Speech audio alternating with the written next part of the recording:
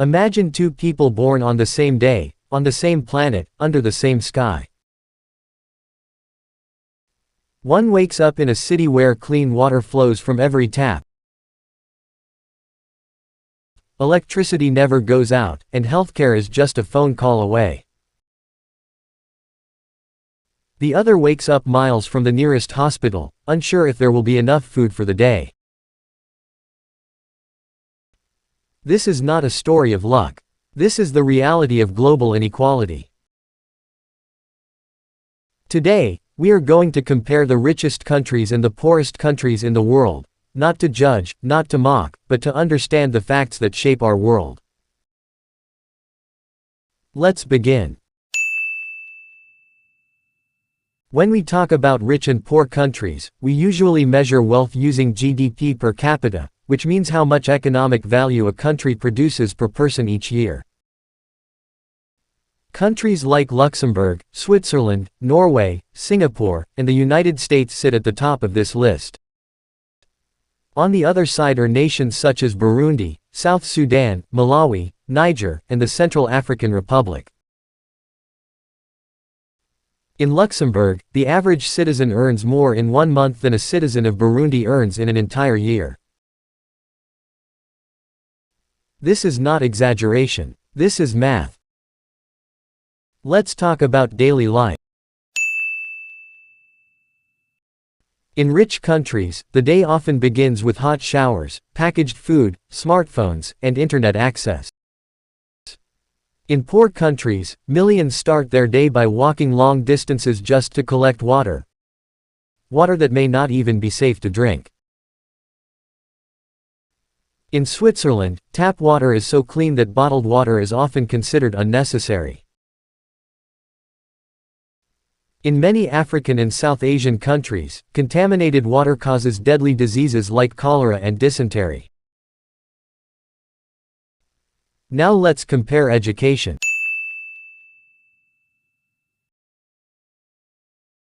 In wealthy nations, education is not only accessible, it is expected. Children attend schools with trained teachers, digital classrooms, libraries, and safe buildings.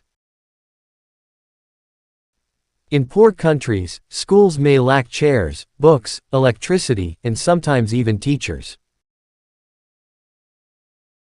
In Norway, the literacy rate is almost 100%. In Niger, less than half of the adult population can read or write. Education is not just about learning, it is about opportunity.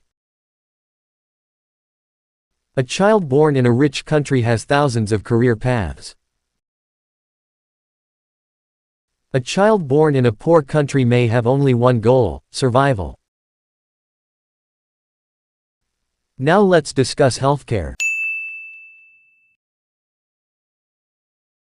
In rich countries, people worry about gym memberships, diet plans, and anti-aging treatments.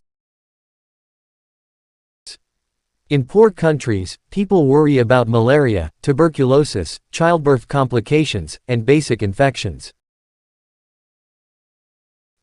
In Japan, life expectancy is over 84 years. In some of the poorest nations, life expectancy barely reaches 60. Think about this for a moment. Where you are born can decide how long you live. Let's move to technology. Rich countries are building artificial intelligence, self-driving cars, space missions, and smart cities. Poor countries are still struggling with basic electricity supply. In South Korea, average internet speed is among the fastest in the world. In many poor countries, internet access is limited, slow, or too expensive for most people. Technology creates more wealth, and wealth creates more technology, a cycle that poor countries find extremely difficult to enter. Now let's talk about employment and income. In wealthy nations, even minimum wage workers often have access to healthcare, insurance, and labor protection laws. In poor countries, millions work in informal sectors with no job security, no benefits, and extremely low wages. In the United States, the minimum wage can buy meals, shelter, and basic comforts. In some poor countries, a full day of work may not even buy a single proper meal. Next, let's compare infrastructure.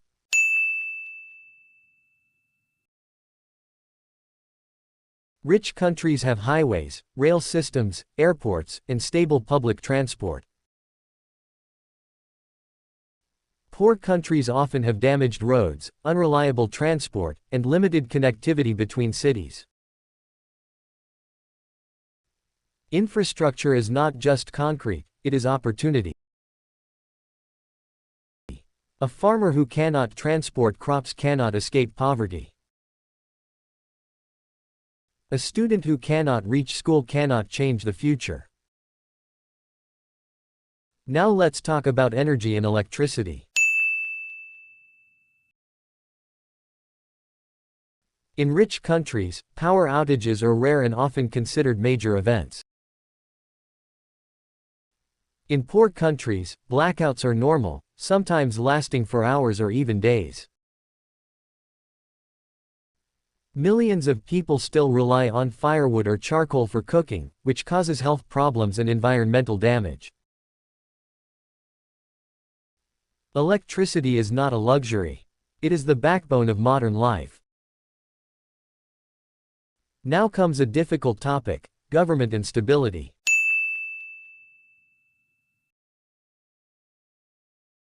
Many poor countries suffer from political instability, corruption, conflict, or weak institutions.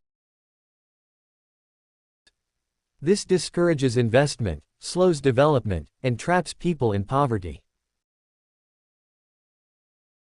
Rich countries generally have stronger legal systems, stable governments, and investor confidence. This does not mean rich countries are perfect.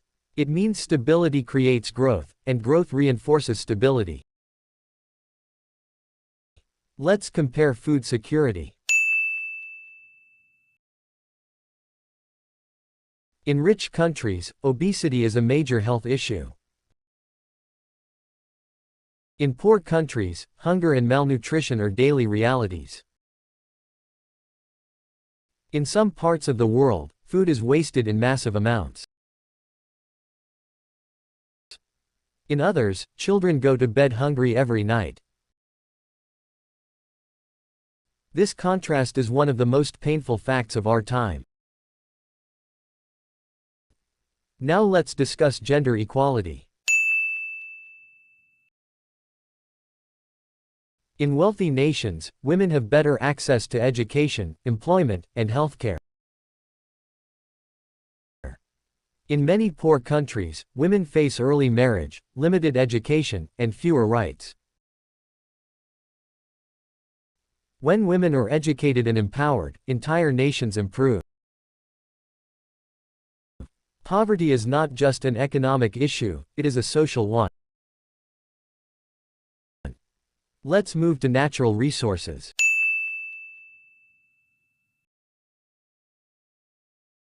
Ironically, many poor countries are rich in natural resources like oil, gold, diamonds, and minerals. But without strong governance, these resources often benefit a few instead of the population. This is known as the resource curse. Meanwhile, some rich countries have very few natural resources but strong institutions, innovation, and education systems. Now let's talk about global responsibility. The gap between rich and poor countries did not appear overnight. History, colonization, wars, trade policies, and global power structures all played a role. Understanding this does not change the past, but it can change the future. Technology, education, fair trade, and international cooperation can help close this gap. So what can individuals do? Awareness is the first step. Supporting ethical businesses, spreading knowledge, and encouraging education can make a difference. And finally, remember this. Being born in a rich or poor country is not a measure of intelligence, effort, or worth. It is simply a starting point, one that shapes lives in ways most people never choose. The world is divided by borders, but humanity is not. If you found this comparison informative, thought-provoking, or eye-opening, don't forget to like, subscribe, and share this video. Because understanding facts is the first step toward changing them.